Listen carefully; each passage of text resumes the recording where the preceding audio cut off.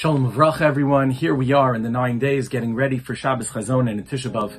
And we know that the name of the Shabbos, of course, comes from the first words of the intense, stirring, powerful Haftorah of Chazon Yeshayahu ben Amotz, the first parak of Sefer Yeshayahu. However, we also know that it's not only that this specific Haftorah of Chazon Yeshayahu ben Amotz has to be the Shabbos immediately preceding Tisha B'Av, but one of the ironclad rules of our yearly Kriyas HaTorah cycle is that Parshas Devarim also has to always be read the Shabbos immediately preceding Tisha B'Av.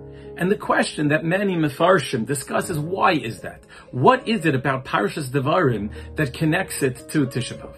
The Hilagas Vasemes Chusagin Aleinu shares with us such a beautiful and important yesod for us to think about this week as we prepare for Shabbos, as we prepare for Tisha B'Av. And what is that? This Vasemes points out that the very first Tisha B'Av was really Chet HaMiraglim. It was the second year that the Jewish people were in the desert.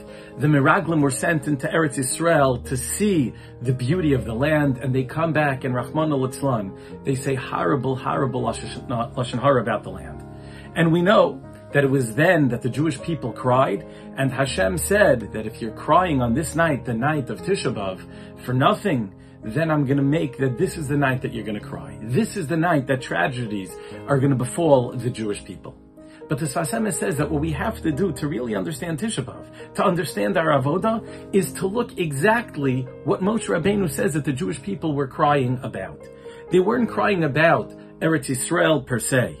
But what were they crying about? Look, in the beginning of Devarim, Perek Aleph, Pasuk Chav Zayin. This isn't something that you find in Parsha Shalach. Only in the beginning of Devarim, when Moshe Rabbeinu is recalling what happened, when he's sharing a little bit of a different perspective of the narrative of the story that we read about in Shalach, when it happened, Moshe Rabbeinu is giving us a little bit of a different vantage point. And in Perek Aleph, Pasuk Chav Zayin, the Moshe Rabbeinu recalls that after hearing the Lashon Hara of the Miraglim, and many say that it was on the 8th of Av, that they actually heard the Lashon Hara spoken by the Miraglim about Eretz Yisrael, that night, Klal Yisrael went back to their tents, and what did they do in their tents?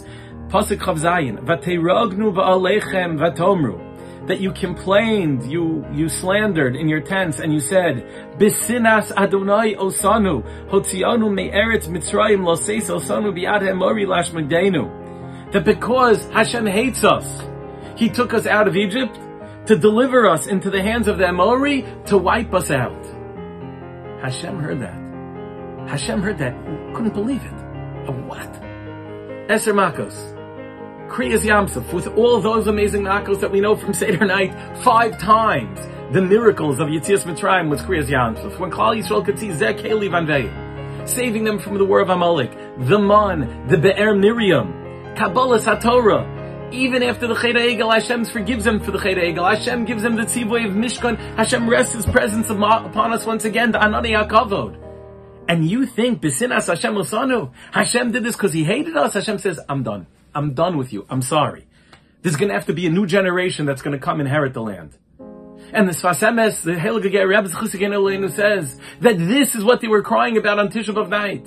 And every year during the lead up to Tisha B'Av, and Tisha B'Av itself, this is what our avoda has to be. Despite the suffering, despite the tragedies, do we still know, Avas Hashem Osanu, that there's tremendous love that Hashem has for each and every one of us. This is what we have to be working on. This is also why it's called in the name of the Baal Shem HaKadosh, Zechusagin Aleinu, that the tefillah that's going to bring Mashiach is not Shema. It's not Shema Esrei. It's not Ashrei that guarantees us Olam Haba. The Besh was quoted as saying, the tefillah that's going to bring Mashiach is Ava Rabbah, Avas Olam. That when we can say, Hashem, you have such an eternal love, an intense, immense love for us. Hashem, this is what we feel. This is the avoda that we have to be working on during this time of year, Chevra. Do we feel that Hashem gave us Torah and mitzvahs because He loves us, because He wants the greatest good for us? Or Chas v'sholem, do we look at a world outside and think that the greatest world good is there, and we keep Torah and mitzvahs as a punishment, Chalila v'chas, to do God a favor? Not at all. Ba'avas Hashem Osanu, He gave us all these mitzvahs. Ba'avas Hashem Osanu, that we have to go through these tzaros, we don't understand why. But Be'ez Hashem, B'kar of Mamish, we're going to see the Gula Sida, and we're going to feel in the greatest way Hashem's incredible love.